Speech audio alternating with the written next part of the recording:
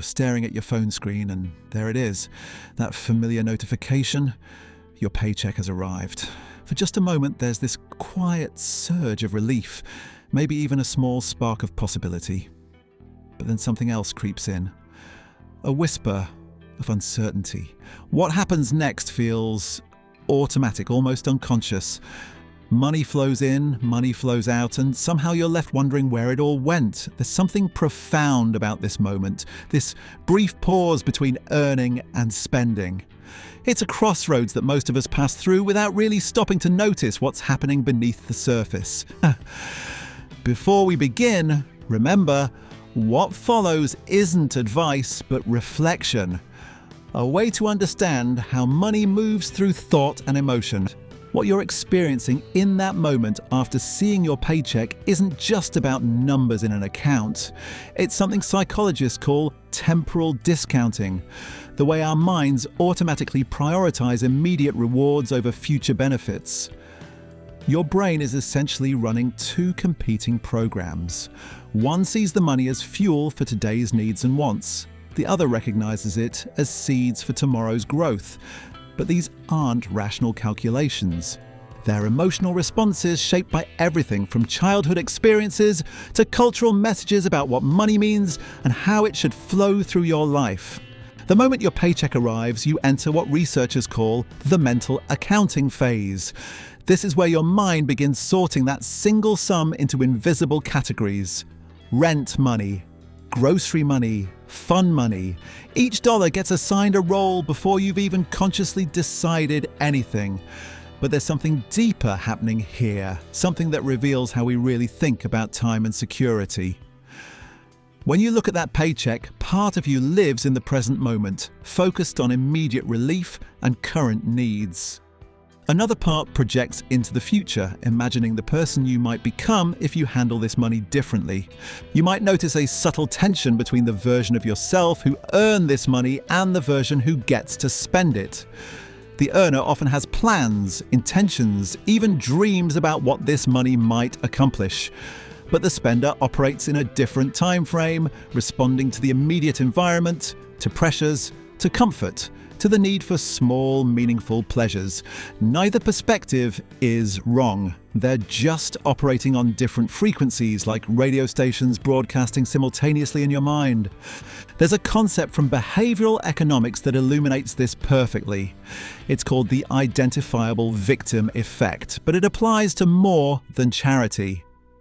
When we can picture something specific and immediate, our emotional response intensifies. That new gadget you've been wanting feels more real than the abstract concept of financial security decades from now. Your future self, the one who might benefit from today's restraint, remains largely invisible.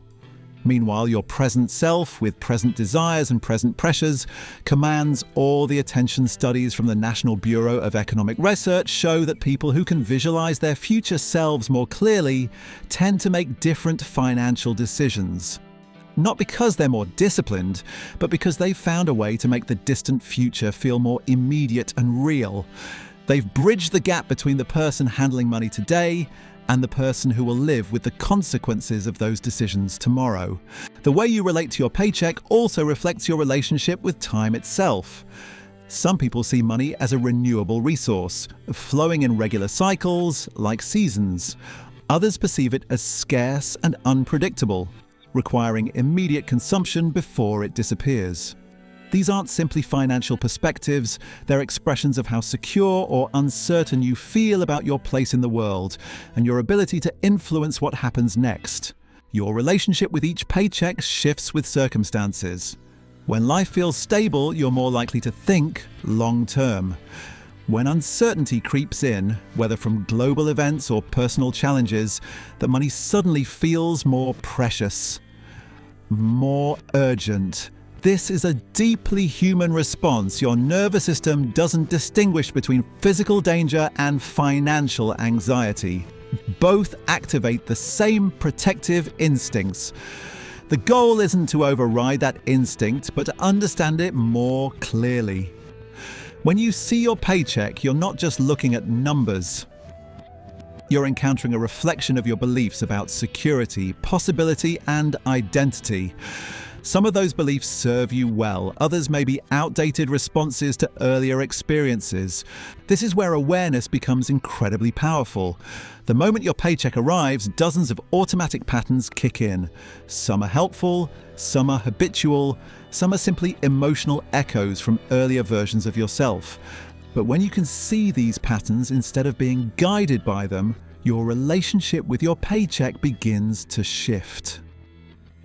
The most fascinating part of this process is how it reveals the fluid nature of identity itself. The person who earned that paycheck might have different priorities than the person who spends it. And the person who spends it may make different decisions than the person who will live with the outcomes months or years from now.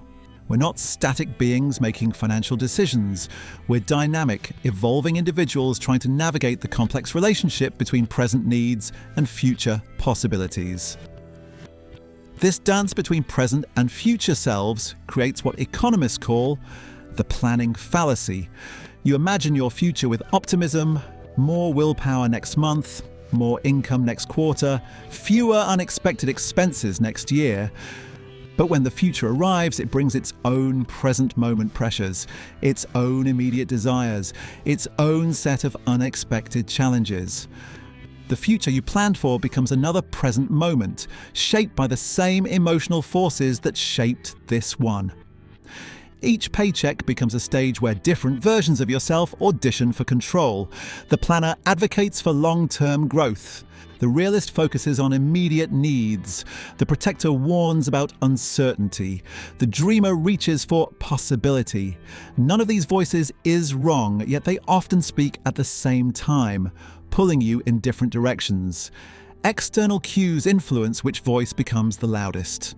A sale sign, a social media post, a piece of news, an unexpected bill.